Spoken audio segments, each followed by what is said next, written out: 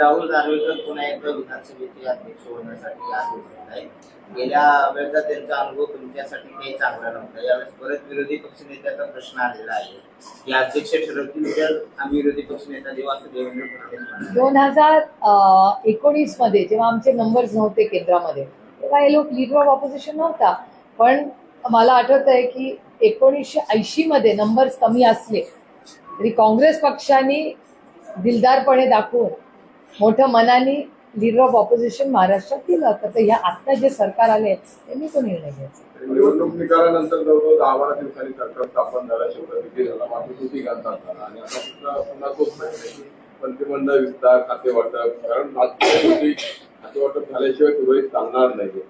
अजूनही त्यात कुठेतरी काय म्हणतात त्याला स्मूथनेस झालेला दिसत नाही. तुम्हाला असं जाणवतं का? नाही, मला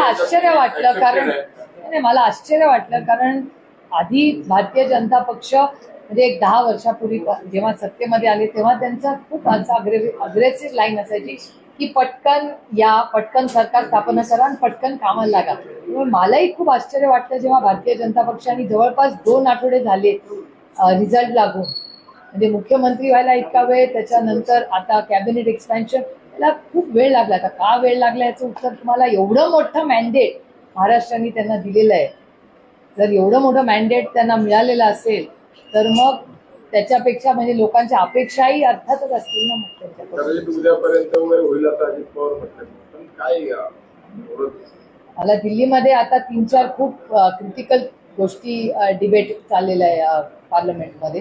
त्याच्यामुळे गेले आठवडाभर आमचा त्याच्यातच खरं तर माझा तरी वेळ गेला. आणि महाराष्ट्र सरकार स्थापनेचा एवढा उशीर का होतोय हे दुर्दैव आहे. कारण लोकांनी जर त्यांना मतं त्यांना ते म्हणतायत तशी ती पास झाली असतील तर म्हणजे हा महाराष्ट्राच्या मायबाप जनतेला एक सरकार का स्थिर मिळत नाहीये त्याचं उत्तर खरंच म्हणजे माझ्याकडे तर नाहीच आहे. आणि आश्चर्य आहे की हे असं का होतं एवढा मॅन्डेट असताना.